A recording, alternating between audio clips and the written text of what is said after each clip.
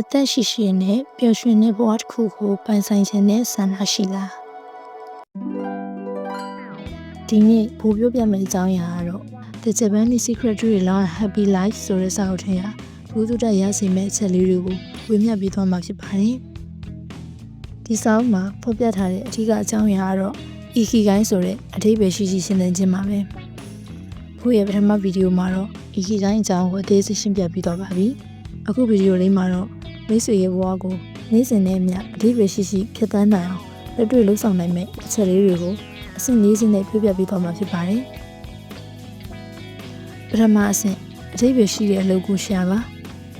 ပထမဆုံးဘို့ကိုစာအုပ်ကသင်ပေးလိုက်တာအဓိပ္ပာယ်ရှိတဲ့အလုပ်ကိုရှာတွေ့ဖို့ပါဘို့တို့ကအလုပ်ဆိုတာကိုအဆက်ရဖို့အတွက်ပဲလုပ်နေရရင်စိတ်ပြင်းမှန်းနေဝါသနာပါတာကိုလုပ်နေပြန်ရင်လည်းအဆက်မရရင်ရည်ရှိသွားနိုင်မှာမဟုတ်ပါဘူးကျွမ်းကျင်မှုမရှိရင်လည်းခီးရောက်မှာမဟုတ်သလိုလူတွေအတွက်အကျိုးမရှိရင်လည်းအသုံးဝင်မှာမဟုတ်ပါဘူးဒီတော့ဒီလေးချက်နဲ့မျှကြည့်ဖြစ်တဲ့အလုပ်ကိုစဉ်းစားရှာဖွေရမှာဖြစ်ပါတယ်ဒီလေးချက်ဆောင်ရဖို့တော့ Ikigai လို့ခေါ်ပါတယ်မိတ်ဆွေတို့သာ Ikigai ကိုပိုင်ဆိုင်ထားရင်နည်းရတိုင်းကအဓိပ္ပာယ်ရှိနေမှာပါဒုတိယအဆင့်အစားအသောက်နဲ့ခန္ဓာကိုယ်ကိုဂရုစိုက်ပါနောက်တစ်ချက်ကတော့ဘိုးတို့လိုက်နာဖို့ယူရှင်းမိမယ်အင်မတန်ခက်ခဲတဲ့လေးချက်မှာအဲ့ဒါကတော့အစားကို80%ပဲဗိုက်ပြအောင်စားဖို့ပါဘိုးတို့ကအရသာရှိရင်ဗိုက်ပြအောင်စားလိမ့်ရှိကြပါလိမ့်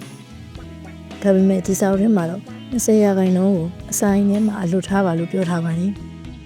ဒါကဘာကိုဆိုလိုရလဲဆိုတော့မိကိုကိုထိန်းချုပ်ခြင်းပါပဲအစားအသောက်မှမဟုတ်ပါဘူးဘဝရဲ့ကိစ္စအဝါဝါမှာအလွန်အကျွံမဖြစ်ဖို့တတိပေးထားတာပါနောက်ပြီးလေ့ကျင့်ခန်းကိုအပြင်းအထန်မဟုတ်တော့မှနေ့တိုင်းလမ်းလျှောက်တာမျိုးအကျော်လျှော့တာမျိုးလုပ်ပြီးဖို့ထိတ်တွန်းချင်ပါတယ်ဒုတိယအဆင့်လူမှုပတ်ဝန်းကျင်နဲ့ချိတ်ဆက်ပါဘိုးတို့တွေကဆိုရှယ်မီဒီယာပေါ်မှာတငယ်ချင်းပေါင်းထောင်ထောင်ချီပြီးရှိနေနိုင်ပေမဲ့တကယ်စိတ်ညစ်တဲ့အခါအကူရတယ်လို့ရှိရလားစောက်ထင်းမှာတော့ကိုကိုအားပေးမဲ့စိတ်တူကိုလိုတငယ်ချင်း၄-၅ယောက်လောက်ရှိနေတာဟာအသက်ရှည်ဖို့အကောင်းဆုံးစိတ်တစ်ခွက်ပါပဲတဲ့အဲဆိုတော့ဖိုးပြောချင်တာဖုန်းကိုခဏချပြီးကိုချစ်ရတဲ့လူတွေကိုအချိန်ပေးပါအတူတူရေမောပါကျေးဇူးတင်စကားပြောပါ